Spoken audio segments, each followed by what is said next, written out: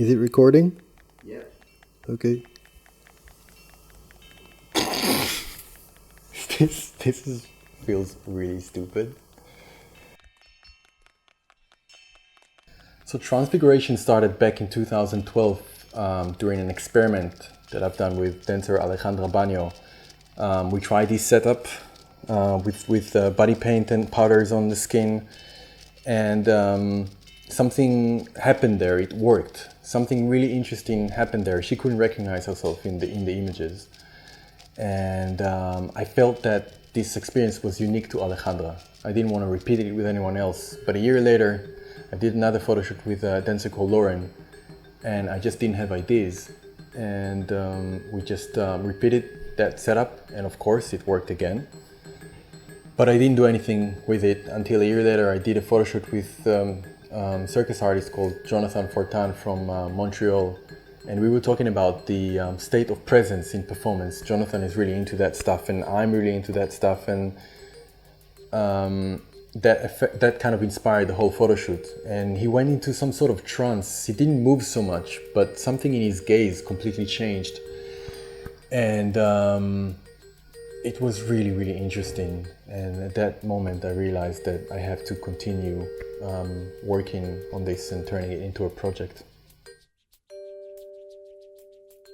So after I photographed Jonathan, I just contacted any circus performer that I thought that would be interesting to work with, contortionists, dancers, and we just started shooting. And what I realized is happening is the body paint and the powder was behaving like a mask, and it was enabling the subject to kind of let something really animalistic and weird from inside.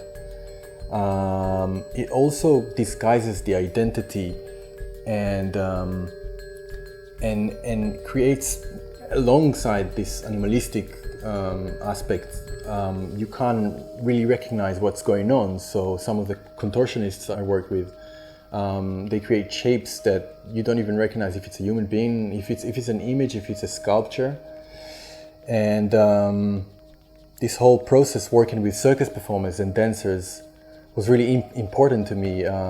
Being a brother of a circus performer, connecting with this medium of performance and type of people was really interesting for me, still is. So there's 3 exhibitions right now. The first one is at the Circus Festival Cirque de Demain in Paris at the end of January. That's a very prestigious circus festival, and to have the opportunity to actually show this project at the festival is a great honor. That festival is considered to be one of the pinnacles of the circus industry, and having that crowd engaging with this work in France is really, really important. Then you have the London exhibitions, which is in April 2016. And that's going to be at the Printspace in Hoxton in London, where I make all my limited edition prints, and they have a gallery space. So that's going to be a solo show of the project. So for the first time, you can see a concentration of the project being exhibited in one place and properly. And at the same time, the Roundhouse Theatre in London have a circus festival called CircusFest throughout April, and we're going to have a smaller selection of images, but printed slightly bigger. And during that time, a minimum of 16,000 people are expected to visit the venue, so that's a huge exposure for this body of work as well. So my work from day one has been heavily engaged on social media. My whole existence as an artist, I think I owe a lot to people online that supported me from the start. I just felt that Kickstarter, engaging directly with online communities, with my own online community, is just made the most sense. At the same time, we're talking about Paris and London. I have people that follow my work from different places around the world, and I thought this is a really great opportunity to find affordable prints, whether it's postcards or posters that people can actually get their hands on, and that way I can get more tangible bits of this project across the globe. So I'd like to thank all the people that have been a part of this project so far. The circus artists, the dancers, anyone who bought prints already or planning to buy prints.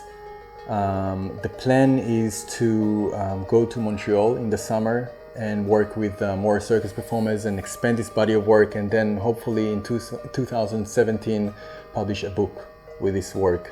So thank you so much for all your support. I realize I look really ridiculous right now, but also back to the artists who are a part of this project now, I know how you feel. And I'm really humbled.